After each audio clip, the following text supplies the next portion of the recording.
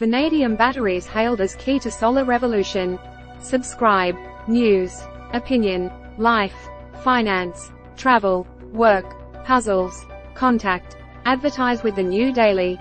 Careers, terms of use, security, privacy. The new daily editorial charter. Archive. Vanadium batteries sustainable energy hailed as key to solar revolution.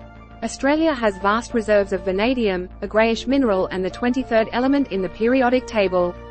Photo. Getty. So-called flow batteries may be more expensive up front but last for decades, don't catch fire and can store and dispatch sunshine for 10 to 18 hours. In contrast, rows of lithium-ion batteries springing up around the country are handy backup to meet peak energy demand for a few hours at a time. Australia has vast reserves of vanadium, but most of the world's supply is sourced from China, Russia and South Africa, and goes into making steel alloy. That is rapidly changing as allies eye the potential of an end-to-end chain, from mine to electricity grid, in Australia.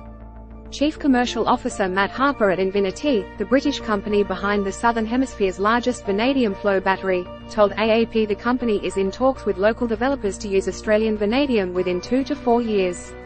Lithium batteries have done a great job at showing many problems on the grid can be solved by batteries, he says.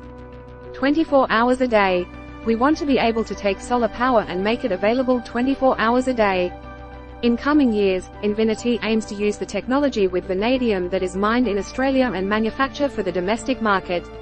Because the technology is built around vanadium that is suspended in the electrolyte, a solution inside the battery, it doesn't require gigafactories to make them. We are definitely looking at doing that in country, Mr. Harper says. He says blending the vanadium into the liquid electrolyte is an intermediate step that could also be done in Australia. That would bring a technology invented in Australia back home. It was created in the 1980s by Professor Maria Skillas-Kazakos and her team at UNSW, and Mr. Harper worked for the company that took it to North America. Up, running and online. Invinity's VFB at Yadlamalka Energy's solar farm at Narudla, near Hawker in South Australia, is fully commissioned and going through its final technical tests before connecting to the national electricity market. Backed with $5.7 million in seed funding from the Australian Renewable Energy Agency, ARENA. In 2020, officials say the setup demonstrates the potential for grid-connected VFB to provide energy and frequency control services. Coupling a 6 MW solar plant with an 8 MWh flow battery at the site will produce 10 GWh of dispatchable solar power yearly. These are assets that serve the grid not for 5 or 10 years, which is how long a lithium-ion battery lasts, but for decades, Mr. Harper says. He says the technology is at the point where it doesn't require direct subsidies but does need the right regulatory thinking. If there's a battery that can deliver over 25 years, then a contract should be available to lock in the generation and storage for that period and give certainty to developers and investors, he explains. The Australian Energy Market Operator and the federal government's first low-emissions technology statement identified the technology as having potential to support industrial-scale, low-emission energy projects. ARENA CEO Darren Miller says flow batteries are an exciting technology to address the emerging energy storage requirement, complementing established technologies like pumped hydro and lithium-ion batteries. Non-flammable, vanadium flow batteries can be stacked up at utility scale and offer more flexibility in where they are built compared to pumped hydro energy storage. In July, a utility owned by the Western Australia government announced plans for a vanadium flow battery at Kununurra as part of a long-duration energy storage trial to see what works best in harsh conditions. Horizon CEO Stephanie Unwin said the pilot program would test its ability to provide long periods of 100% renewable energy in a regional energy system. An energy subsidiary of Perth-based developer Australian Vanadium Limited, AVL, will supply, install and commission the energy storage system, also sourced from manufacturer Invinity.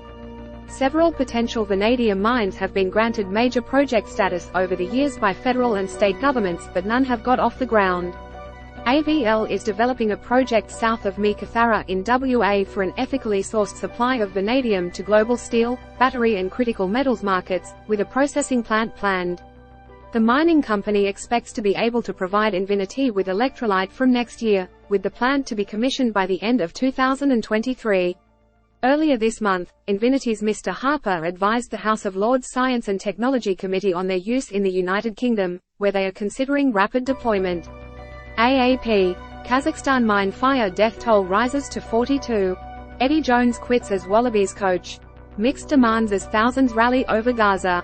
Stubbs secures Asia-Pacific amateur win. Eddie Jones quits as Wallabies coach. US visit done, Albanese prepares for Shea Parley. Diamonds wrap up Proteas series in Hobart. Election of Speaker is win for Trump and extremists. Planet nears multiple environment tipping points. Antarctica may be changing after 14 million years.